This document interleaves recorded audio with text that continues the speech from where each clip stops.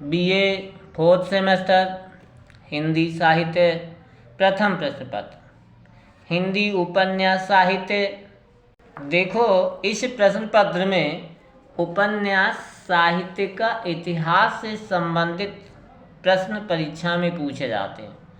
और जो दो उपन्यास हैं, गबन है और दिव्या है। गबन उपन्यास मुंशी प्रेमचंद जी द्वारा लिखी हुई है, जिसमें गबन से प्रश्न पूछे जाते हैं, मुंशी प्रेमचंद जी से संबंधित प्रश्न पूछे जाते हैं। और दिव्या से प्रश्न पूछे जाते हैं, और दिव्या को जो लिखा है वो यशपाल जी ने लिखा है, उससे संबंधित प्रश्न परीक्षा में पूछे जाते हैं। तो हम सबसे पहले आपको जो बहुत मुख्य बातें हैं जो परीक्षा से संबंधित हैं वो मुंशी प्रेमचंद जी से संबंधित बताता हूँ, उसके बाद में यशपाल से संबंधित, और फिर हम धीरे धीरे आगे इसके पेपर से संबंधित जो भी महत्वपूर्ण बातें हैं, जो भी महत्वपूर्ण प्रश्न आने वाले हैं परीक्षा की दृष्टि से भी जो महत्वपूर्ण हैं, वो हम आप बात करते हैं। चलो शुरुआत करते हैं सबसे पहले मुंशी प्रेमचंद जी से। मुंशी प्रेमचंद जी युगदृष्टा, युग पुरुष, युग प्रवर्तक, उपन्यास सम्राट, श्रेष्ठ कहानीकार, कथा सम्राट, नाटककार, निबंध लेखक, अनुवादक, संपादक आदि नामों से जाने जाते हैं। देखो, इस वीडियो में हम आपको मुख्य ही बातें, मुख्य बिंदु बताते, ध्यान रखिएगा। यदि आप ध्यान से सुनते रहेंगे तो आपका कार्य संपादित हो जाएगा। जैसे कि अभी हमने जो इतना बता दिया ना, वो उपन्यास सम्राट कहे जाते, बात प्रश्न पूछा जाता, ये श्रेष्ठ कहानीकार हैं, कथा सम्राट है, ऐसे मुख्य बातें बता रहा हूँ। बाकी जो है बवाल वाला काम नहीं रहेगा। अच्छा, अगली बात सुनिएगा। देखो, इनका जो जन्म है 31 जुलाई 1880 ईस्वी में वाराणसी जिले के लमही, ये उत्तर प्रदेश में है। तो पुनः सुन लीजिएगा, 31 जुलाई 1880 ईस्वी में वाराणसी जिले के लमही में हुआ था। और ये कायस्थ थे, ये कृषक परिवार, जो कायस्थ है ना, कृषक परिवार से संबंधित थे। इनका जो प्रारंभिक यानी बचपन का जो नाम था वो धनपत राय था, और धनपत राय के नाम से इन्होंने राजनीतिक कहानियां भी लिखी। देखो भैया, ध्यान से सुनते रहिएगा, बहुत मुख्य बातें बताने जा रहा हूं। और भी देखो, जो चाचा जी थे ना, वो नवाब राय के नाम से पुकारते थे। नवाब राय नाम से पहले उर्दू में लिखना प्रारंभ किया, और इनके पिता का नाम मुंशी अजायब राय, तो ना सुन लो, मुंशी अजायब राय, और माता का नाम आनंदी देवी।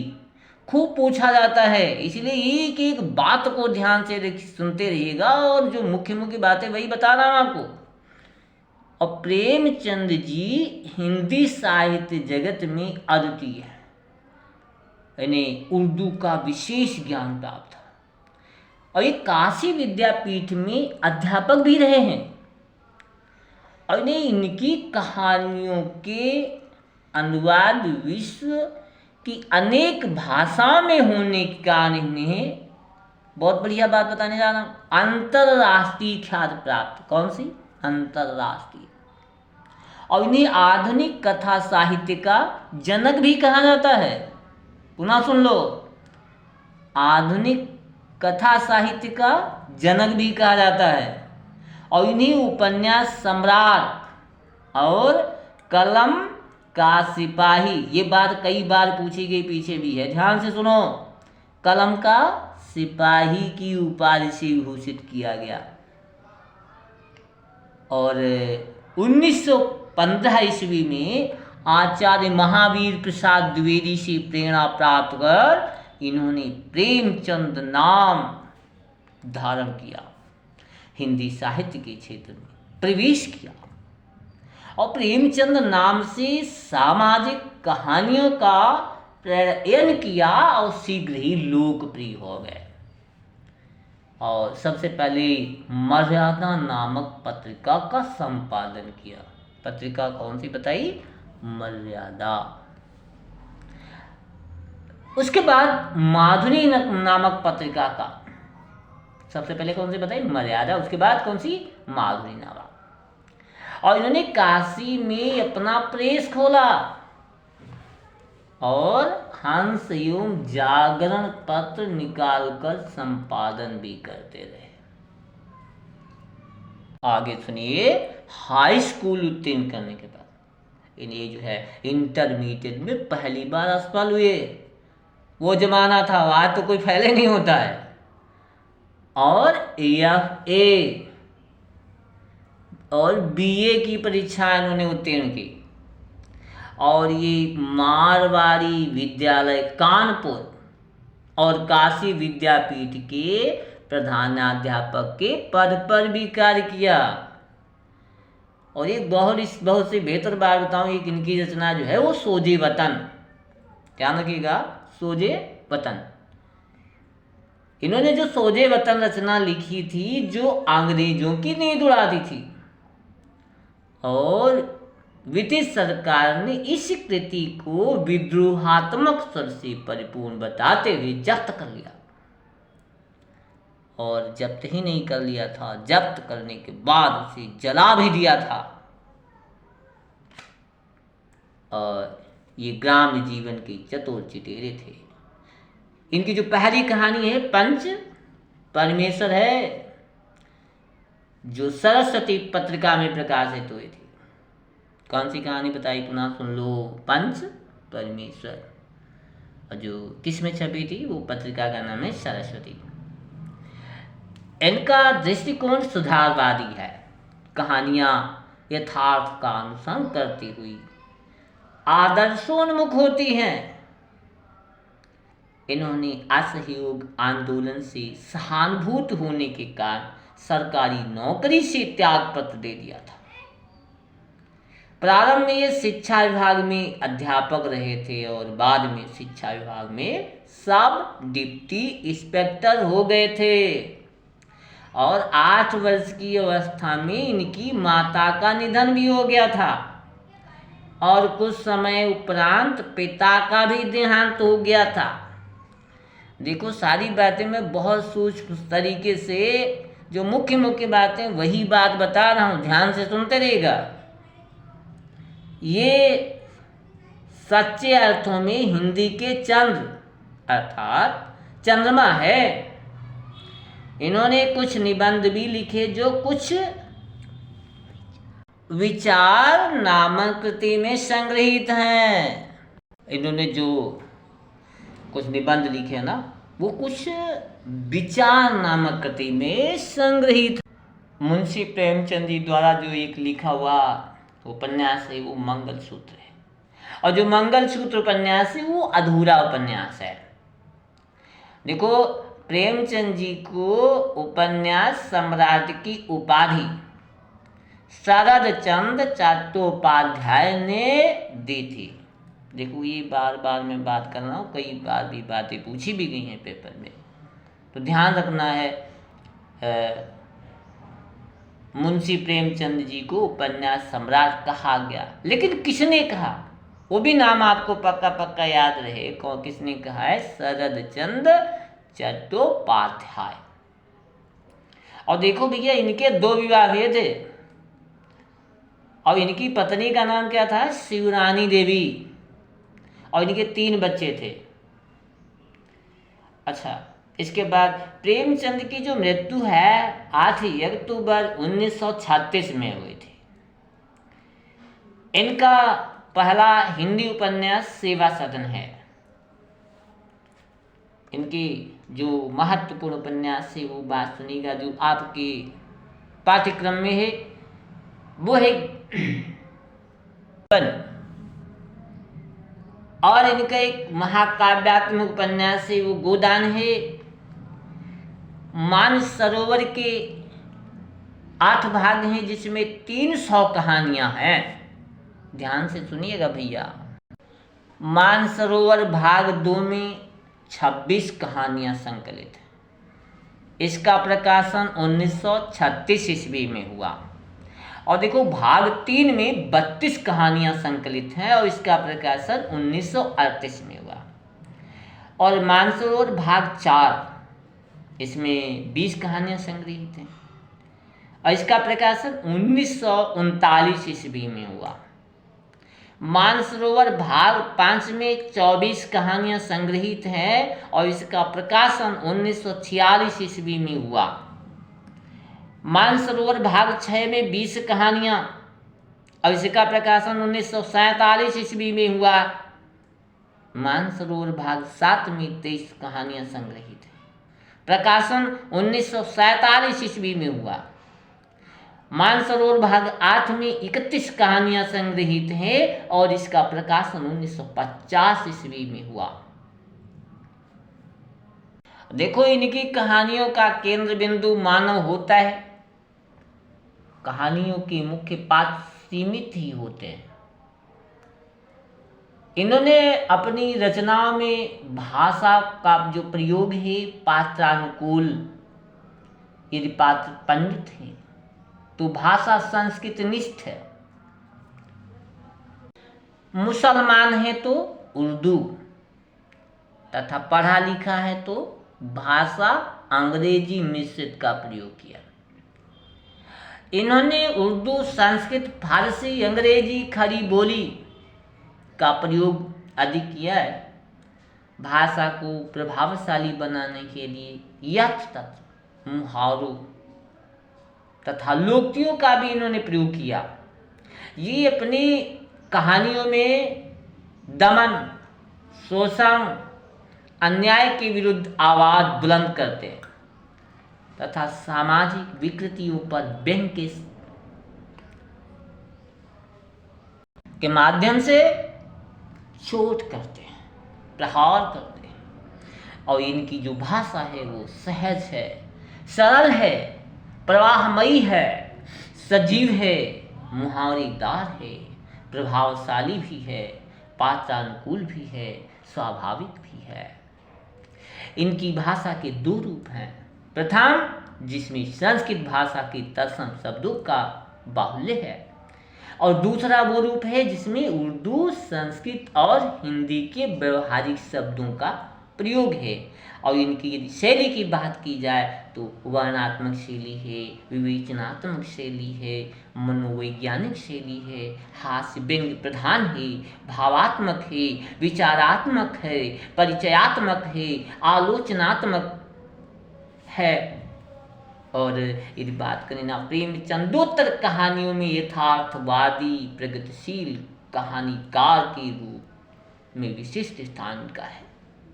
प्रेमचंद जी आदर्श स्वरूप की व्याख्या प्रसाद की तितली उपन्यास में है। पुनः सुन लीजिए इस बात को। प्रेमचंद के आदर्श स्वरूप की जो व्याख्या प्रसाद जी की जो तितली उपन्यास है उसमें भी आपको देखने को मिलते हैं।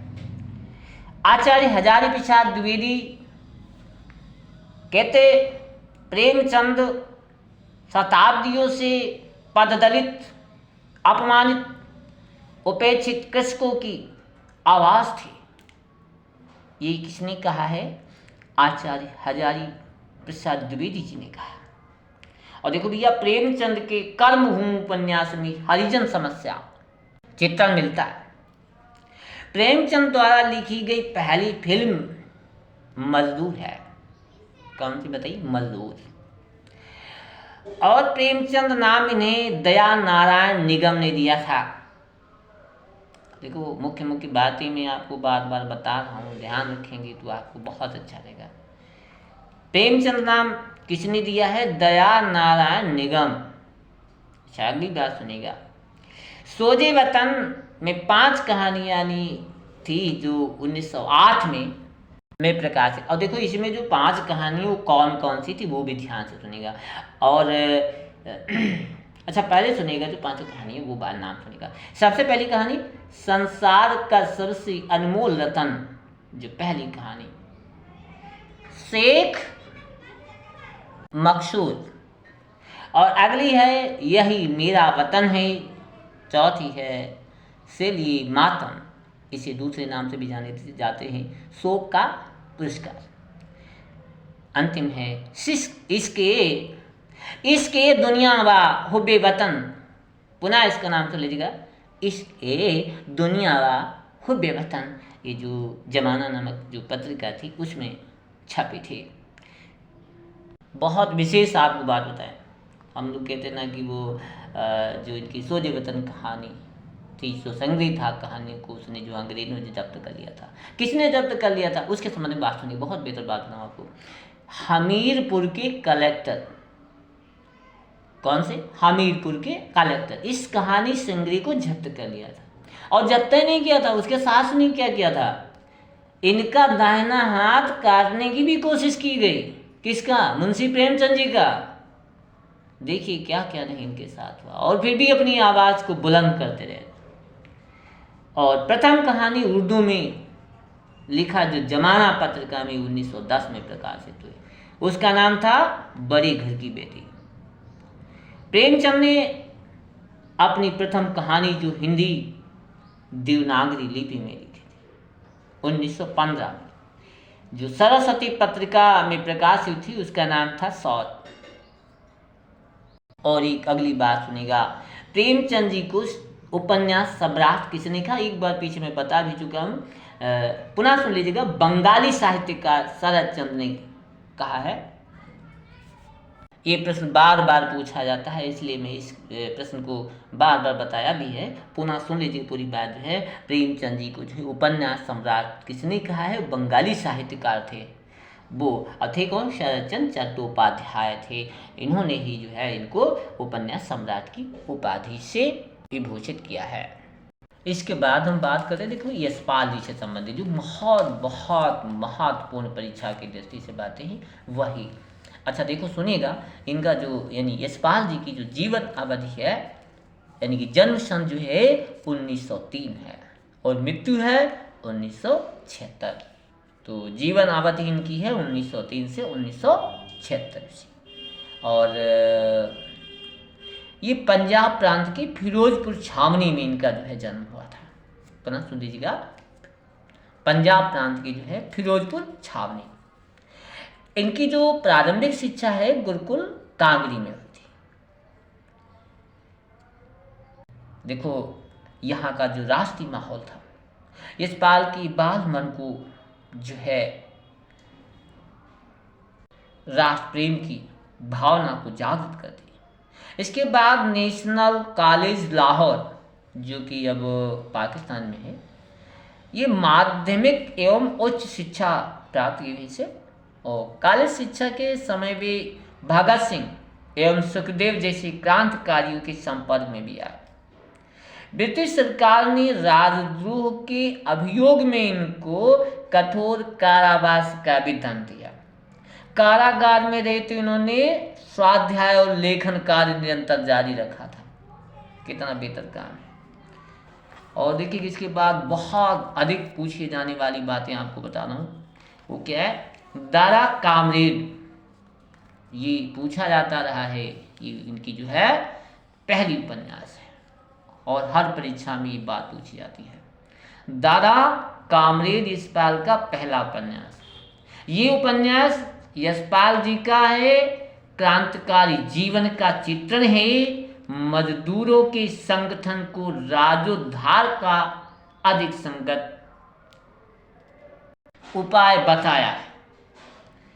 उसके बाद बात सुनिएगा, लखनऊ से इन्होंने मासिक पत्रिका, ध्यान से सुनिएगा क्या बताने जा रहा हूं, विप्लव मासिक पत्रिका विप्लव का संपादन संचालन किया।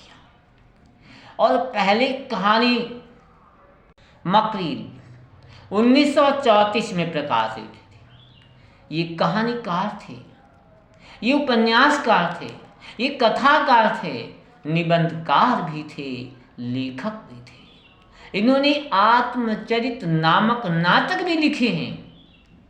यदि बात करें तो ये जो है ना मार्क्सवाद से प्रभावित थे। अपनी रचनाओं में परिस्थिति और पात्र के यथार्थ को भी अपनी व्यंग्य शैली में व्यक्त किया है, यानी उद्घाटित किया है। इनका दृष्टिकोण यथार्थवादी है। और ध्यान से सुनिएगा, ये प्रगतिशील कहानीकार हैं। इन्होंने सामाजिक कुरीतियों की कट आलोचना की है। इन्हें नई कहानी का प्रथम कहानीकार कहा गया, क्योंकि इन्होंने एक सुनिश्चित जीवन दर्शन और विचारधारा को लक्ष्य बनाकर अपनी कहानियां लिखी।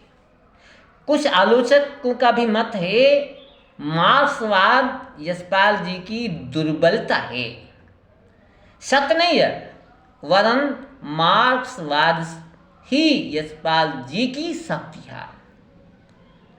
मध्यम वर्गीय समाज की सामाजिक, आर्थिक, राजनैतिक एवं नैतिक विसंगतियों पर अपनी घातक एवं निर्मम प्रहार किया, क्योंकि हमारा मध्यम वर्गीय समाज वास्तव में आर्थिक एवं नैतिक रूप से जर्जर है, परंतु फिर भी वो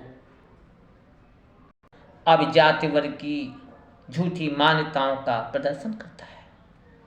इनका क्रांतिकारी व्यक्तित्व सहन नहीं कर पाता और इसलिए अपनी पैनी व्यंग्यपूर्ण शैली में उसकी जर्जरता पर प्रहार कर उसे ध्वस्त कर देता है। और इनकी कहानी के पात्र निम्न एवं शोषित वर्ग के होते हैं। यही कारण है कि पात्रों के चरित्र के उज्ज्वल पक्ष का दर्शन निम्न श्रेणी के पात्रों में होता है। यथार्थवाद जो है वो इनकी कहानियों में मिलता है, परंतु मार्क्सवादी सिद्धांतों का प्रभाव झलकता भी है। भाषा शैली व्यवहारिक है, सरल है, मुहावरों युक्तियों से परिपूर्ण है और उर्दू फारसी के शब्दों का इन्होंने प्रयोग किया है। और कलम के धनी साहित्यकार भी थे। यशपाल का देश विभाजन की त्रासदी पर आधारित उपन्यास झूठा सच है खूब पूछी जाती है ये परीक्षा में। पुनः सुन लीजिएगा इस उपन्यास को, झूठा सच। ये किस पर लिखी गई है? देश विभाजन की त्रासदी पर आधारित है, झूठा सच। यशपाल के झूठा सच उपन्यास वतन तथा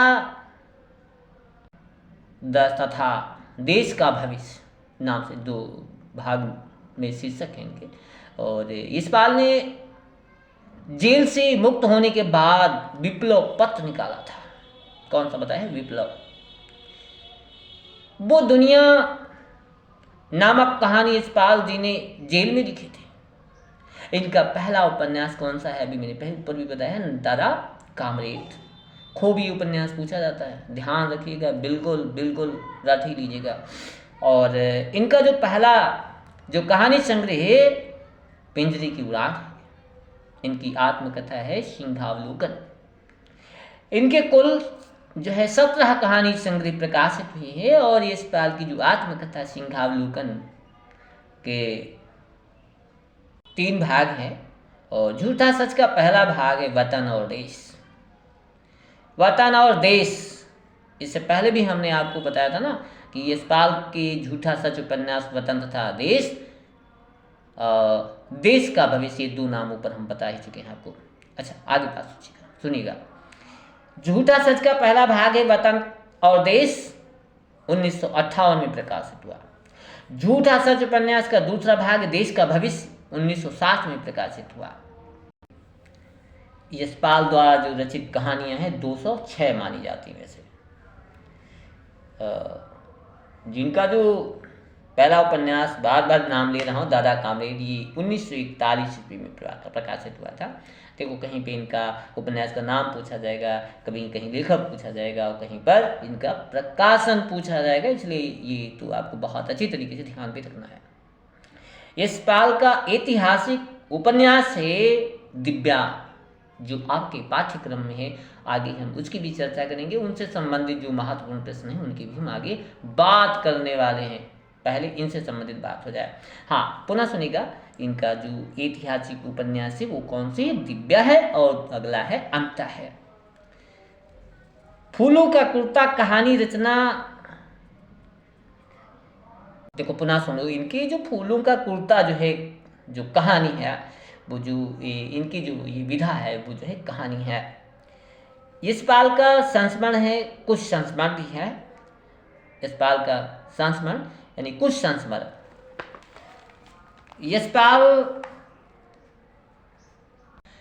यशपाल का जो आत्मकथा सिंहावलोकन, इसका प्रकाशन जो है 1951 में हुआ। ध्यान रखिएगा, ये भी बार बार परीक्षा में पूछा जा रहा है लगातार। और देखो, यशपाल को देव पुरस्कार 1955 ईस्वी में दिया गया। ना सुनो, कब? 1955। और यशपाल को सोवियत लैंड नेहरू पुरस्कार 1970 में दिया गया। यशपाल को मंगला प्रसाद पारितोषिक पुरस्कार 1971 में दिया गया। बहुत ध्यान से सुनते रहिए भैया। दिव्या की भूमिका में यशपाल जी स्वयं कहते हैं कि मेरे राजनीतिक विचार साहित्यिक कार्य से अभिन्न है। एक विशेष बात बताओ, स्वाधीनता आंदोलन के दौरान एक संस्था सक्रिय थी। भगत सिंह, राजगुरु, सुखदेव जी, ऐसे विचारकों से संचालित संस्था जो थी। भगत सिंह, राजगुरु, सुखदेव को जब फांसी हो गई, उसके बाद 1931 के बाद यशपाल जी इस संस्था के कर्ता धर्ता रहे। कुछ विशेष बात फिर से सुनिएगा। यशपाल जी कहते हैं, दिव्या, जो दिव्या उपन्यास है जो आपके पाठ्यक्रम में है, उसके विषय में कहते हैं, दिव्या इतिहास नहीं, ऐतिहासिक कल्पना मात्र है। ये पॉइंट ध्यान से अपने मन में रखिएगा, क्योंकि पूछ लेते हैं ये किसने कहा है। दिव्या इतिहास नहीं, ऐतिहासिक कल्पना मात्र है। अगली बात सुनिए, ऐतिहासिक पृष्ठभूमि में मनुष्य और समाज की प्रवृत्ति एवं गति का चित्र मात्र है। मनुष्य करता है, किंतु करता होकर भी भोगता है। कुछ बातें रह गई, जैसे इनकी जो माता जी थी ना, वो, इनकी माता का नाम प्रेमा देवी था और इनके पिता का नाम हीरालाल। माँ का नाम क्या बताया? प्रेमा देवी, और पिता का नाम था हीरालाल। और यशपाल जी की जो मृत्यु है 26 दिसंबर 1976 ईस्वी में, तो पहले ही बता चुका हूँ, उसमें तारीख नहीं बताया था ना। 26 दिसंबर 1976 में उत्तर प्रदेश वाराणसी में इनका बताया मृत्यु। यशपाल जी को मेरी तेरी उसकी बात पर साहित्य अकादमी पुरस्कार मिला था। ये बात फिर से सुन लो, मेरी तेरी उसकी बात, इस पर साहित्य अकादमी पुरस्कार मिला था। कब? 1976। देखो, यशपाल जी को हिंदी साहित्य के प्रगतिवाद के स्तंभ लेखक भी कहा जाता है। यशपाल जी को लेखन की प्रेरणा के बारे में बात करें तो इनको मिली है, नाटककार जी थे उदय शंकर, नाटककार उदय शंकर से मिली है। और बहुत जलवे वाली बात आपको बता दूं कि इनकी विवाह से संबंधित बात सुनकर के आप हैरान हो जाएंगे। बुखार नहीं आएगा भैया। इनका जो बरेली जेल में प्रकाशवती से हुआ था, इनका ब्याह बरेली जेल में प्रकाशवती से हुआ। अच्छा, चलिए आगे बात सुनो। आपने जो है सामाजिक रूढ़ियों से,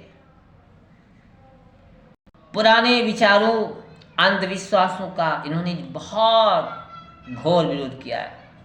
आप भारतीयता के साथ साथ पाश्चात्य विचारधारा से भी प्रभावित भी रहे। 1940 से 1976 तक आपकी जो 16 कहानियाँ संग्रह हुई हैं और प्रकाशित भी हुई, 17वां संग्रह मृत्यु पर प्रकाश में आया, जिनमें कुल 206 कहानियाँ संग्रहित हैं।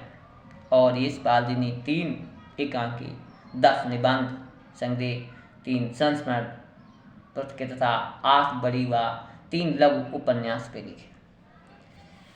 आपने अपनी रचनाओं में समस्त प्रचलित शैलियों का प्रयोग किया है, जैसे वर्णनात्मक शैली है, संवादात्मक है,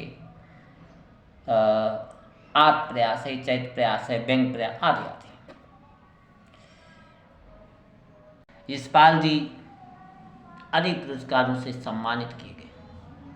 इससे पीछे मैं बता भी चुका हूँ, फिर भी दोबारा मैं आपको बता दूँ। देव पुरस्कार इनको जो है 1955 में मिला। सोवियत लैंड नेहरू पुरस्कार 1969, पद्म भूषण 1970, मंगला प्रसाद पारितोषिक 1971, साहित्य अकादमी पुरस्कार 1976। इनके जो है अब जो मुख्य रूप से जो परीक्षा में पूछे जाते हैं उपन्यास, वो एक बार सुन लीजिएगा, सरसरी नज़र में देख लीजिएगा। दादा कामरेड कई बार मैं बता चुका, पुनः आपको याद दिला दिया, जो 1941 ईस्वी में प्रकाशित हुआ, खूब आता ही है, समझ लीजिएगा। अगला देशद्रोही, आपको ये सब मैं बता रहा हूँ, उपन्यास के नाम बता रहा हूँ। 1943 दिव्या जो आपके पाठ्यक्रम में है, 1945 आने आना है। अगला है पार्टी कामरेड 1946 ईस्वी, मनुष्य के रूप 1949 में, अमिता 1956 में, झूठा सच इसके 2 भाग हैं 1958 ईस्वी, 12 घंटे 1962 ईस्वी में, अप्सरा का सांप 1965 ईस्वी, क्यों फंसे 1968 ईस्वी, मेरी तेरी उसकी बात 1974 ईस्वी। देखो भैया, अब अगले वीडियो में आपको जो है जो उपन्यास दिव्या है, जो गबन है, उससे संबंधित जो आपके जो पेपर में आता है ना, परीक्षा में प्रश्न पूछे जाते हैं, जो महत्वपूर्ण प्रश्न हैं, उन सारी प्रश्नों के विषय में हम चर्चा करेंगे।